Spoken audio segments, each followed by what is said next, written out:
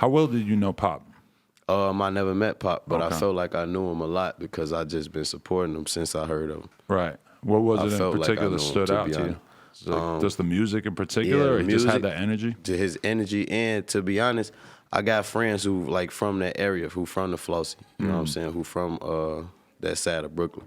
So I just fucked with it. I'm like, oh yeah, he rock with bro and them, shit hard, you feel what I'm saying? Like, and it was about the beats, to be honest. Like DJ L sent it to me, who first was producing my shit when it came out. Like, Right. yeah, you hear this, they going crazy. And then I'm like, yeah, they is going crazy. Right.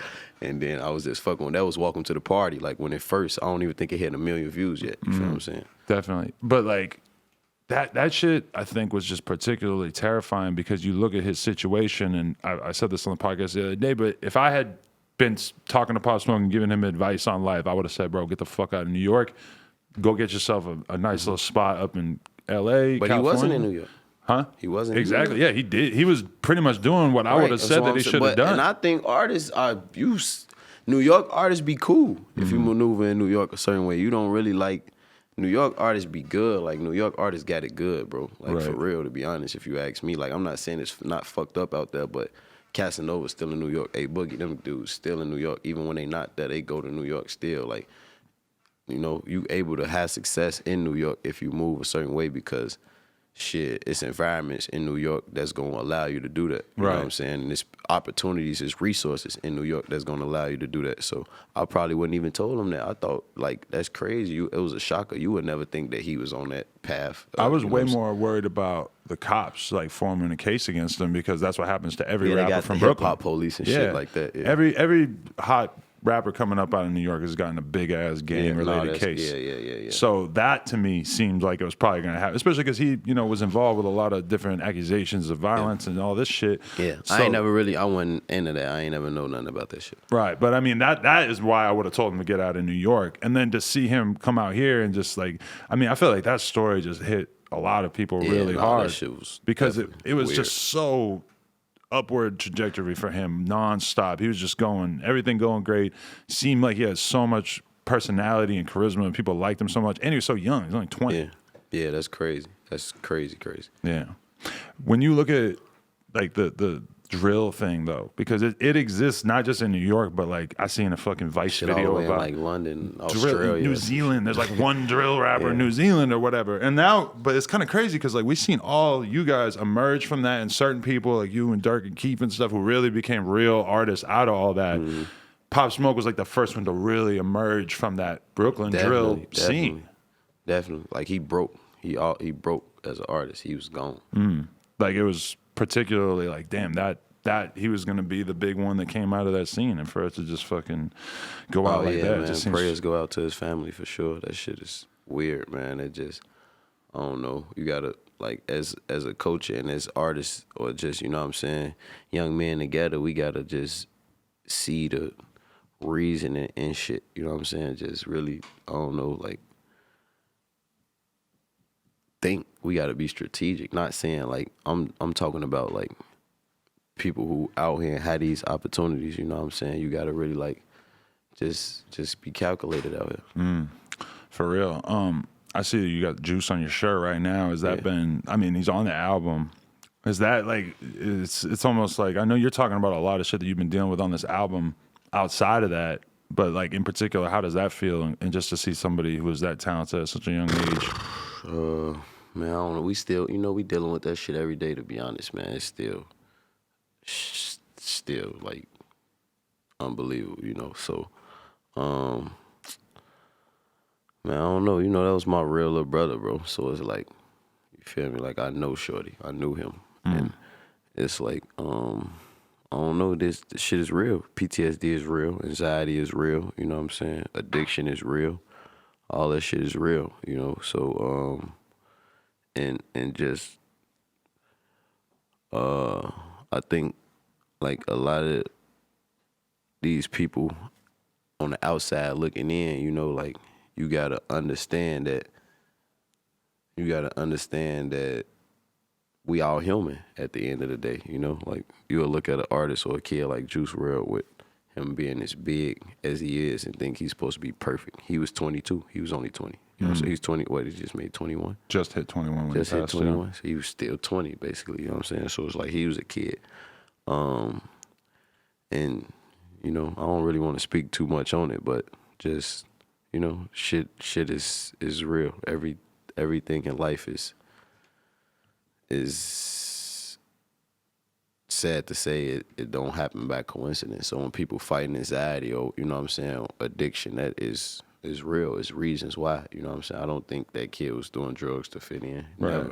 Never. I saw it really connect with you when we were at Rolling Loud, and I saw you up on stage during that tribute set, and like you have one bar where you just mention him, and I saw it just hit you, and you just teared up immediately. Like I could already feel it that you were going through it, but then that just like pushed you over the edge, and that was just really intense to see.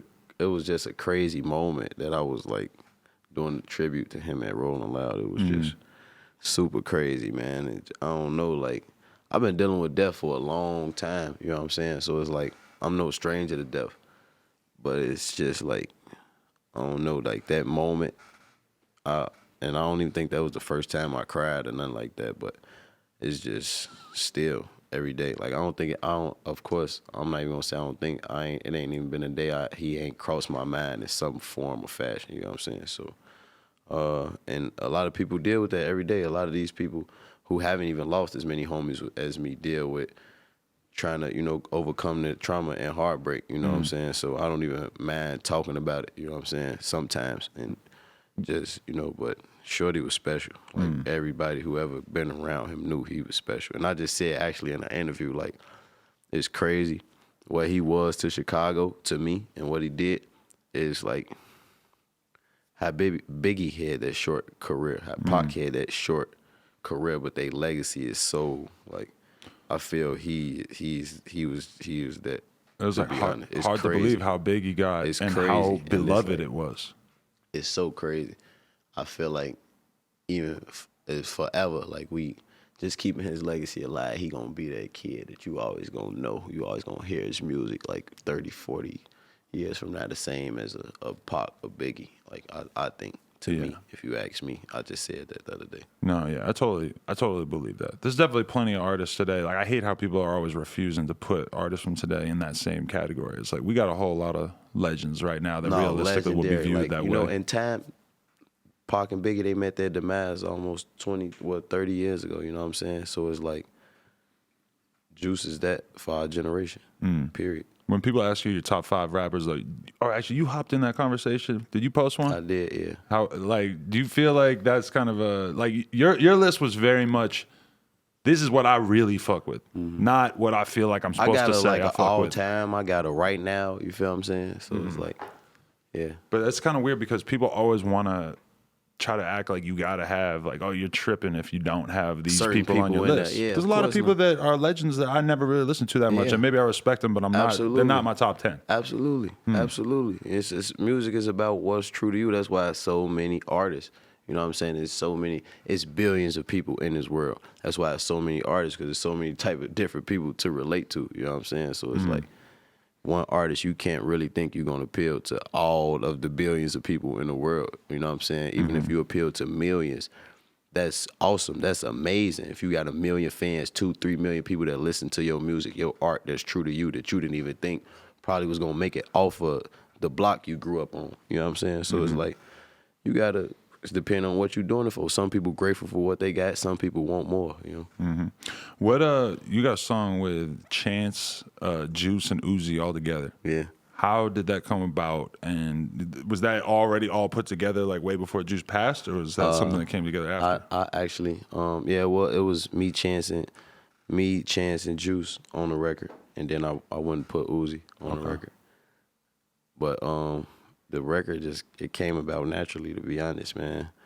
And I knew it was gonna be it was the most important record on my album. Really? Period. Before, to me, like, I thought, you know what I'm saying, like, just substance wise, and it's the title track. Oh, it's like, the title I knew track, yeah. it was gonna be the, you know, a real important record before Lil Bro even, you know what I'm saying, met his demise. And that is like, I ain't, you know, that was my little brother, so I don't really even get into the music. It ain't even about the music. I'm I'm more than thankful, blessed to be able to even have this song right now out. But it's like I'd rather enjoy his life. You know what I'm saying? So, the record it's a very special record. It's a message behind the record. I feel like it'll help millions of people. Definitely. You got a bunch of skits on there though. There's one in particular. Who was the guy that called you up and told you about a drive-by that he just did or whatever? On the skits on the album? Oh yeah, no, actually I ain't gonna lie. To be honest, man, It kind of sounded real. they sent you the SoundCloud link that I was thinking about using at first. But Oh, I so ain't there's even- changes that yeah, been made. Yeah, I ain't gonna put the skits in there. Oh, okay. Because I wanted them to align with how the songs Oh, okay. did. So I did a bunch of skits. But I think I'm gonna use them for something. But I actually took them off because I originally was gonna do like 20 songs. To be honest, you know what I'm saying. And I've been working on this project for so long. Like the music just kept getting better, and I ain't wanna like. I wanted to get back to skits, so I ain't really I wanted them to really flow into each other. You know what I'm saying? That's a tough decision these days, though, Yeah. because the skits do make the album stand out and add character to it and everything. But then at the same time, in this current generation where it's all about streaming and Yeah, shit, a lot of times sometimes people don't be wanting to really hear the skits, and I think I ain't want to really because I wanted the skits to literally tell a story, so I might do that with a shorter project. You know what I'm saying? I felt like this project was actually perfect the way it was without the skits. Right. No, that makes sense. Yo, what's up, man? It's G Herbo, and if you enjoy watching this clip, go watch the full interview.